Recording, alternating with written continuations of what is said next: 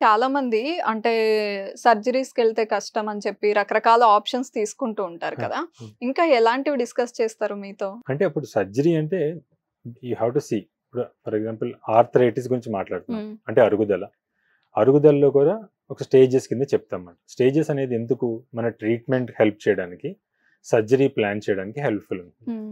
ఇప్పుడు early arthritis పేషెంట్‌లో అంటే అప్పుడప్పుడే అరుగుదల మొదలవుతున్న వాళ్ళలో హ్మ్. మోస్ట్‌లీ ఏంటి అంటే ఎక్సర్‌సైజెస్ గాని, లేదు అంటే వాళ్ళకున్న అరుగుదల వల్ల సప్లిమెంట్స్ గాని హ్మ్.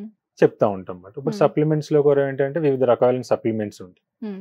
అది ఎర్లీ స్టేజెస్ ఆఫ్ ఆర్థరైటిస్‌లో హెల్ప్‌ఫుల్‌గా ఉంటాయి. హ్మ్. ఇప్పుడు అడ్వాన్స్డ్ ఆర్థరైటిస్ అంటే అరుగుదల బాగా ఎక్కువైంది. ఆల్రెడీ అందులో ఎముక టచ్ అవుతుందనుకోండి. హ్మ్. వాళ్ళకి సర్జరీ గురించి ఎక్స్‌ప్లెయిన్ చేయటము, సర్జరీ వల్ల వాళ్ళుండే బెనిఫిట్స్ చెప్పటం వల్ల అడ్వాంటేజ్ ఉంది. ఓకే. అంటే ముందుగానే రాకుండా లేదా ఇనీషియల్ స్టేజెస్‌లో లైఫ్ స్టైల్‌లో ఎలాంటి చేంజెస్ చేసుకోవాలి? ఎలాంటి సప్లిమెంట్స్ అయితే బెనిఫిట్? అంటే ఇప్పుడు లైఫ్ స్టైల్‌లో వచ్చేసరికి ఏంటి, మనకి మళ్ళీ అందులో చిన్న వయసు, పెద్ద వయసు. చిన్న వయసులో ఎట్లా యాక్టివిటీస్ రెగ్యులర్‌గా యాక్టివిటీస్ చేసేవాళ్ళు. లెట్స్ సే ఎవరైనా జిమ్‌కెళ్తున్నారు అంటే, జిమ్‌కెళ్ళినప్పుడు ఏంటంటే ఫస్ట్ ఒక 10-15 మినిట్స్ వార్మప్ ఎక్సర్‌సైజ్ అనేది చాలా ఇంపార్టెంట్. ఎందుకు? దాంట్లో చాలా వరకు ఏంటంటే ఎవరైతే జిమ్‌కెళ్ళి పెయిన్స్‌తో వస్తారో వీళ్ళందరూ వార్మప్ ఎక్సర్‌సైజ్ స్కిప్ చేస్తారు. వార్మప్ ఎక్సర్‌సైజ్ ఎప్పుడైతే స్కిప్ చేశామో హ్మ్. దానివల్ల ఏమవుతుందంటే ఒక ఫ్రిక్షన్ అంటే కంటిన్యూయస్‌గా ఒక పాయింట్‌లోనే ఒకే టైప్ ఆఫ్ యెస్. ఎక్సర్‌సైజ్ చేయటం వల్ల నొప్పితో వస్తా ఉంటారు.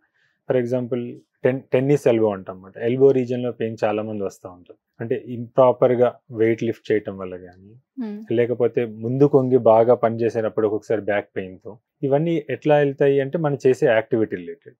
అదే నెక్స్ట్ వచ్చేసి ఏంటి అరుగుదల వయసుతో పాటు, పెద్ద వయసుతో పాటు వచ్చిన అరుగుదల. ఈ పెద్ద వయసుతో పాటు వచ్చిన అరుగుదలలో ఏంటి అంటే ఎముక టచ్ అయ్యే స్టేజ్‌లో వచ్చారా?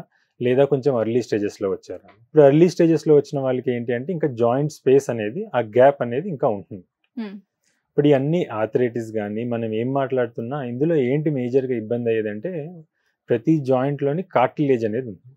సో, ఈ కార్టిలేజ్ అనేది ఏంటంటే ఒక చిన్న పొర. ఇది మన స్మూత్‌గా ఉన్నప్పుడు ఏమవుతుంది అంటే, ఒక మూవ్‌మెంట్ అనేది చాలా ఫ్రిక్షన్ లేకుండా స్మూత్‌గా అవుతా ఉంది. ఇప్పుడు వయసు పెరుగుతున్న కొద్దీ లేదా దెబ్బ తగలటం వల్ల గాని కార్టిలేజ్‌లో డ్యామేజ్ వస్తుంది.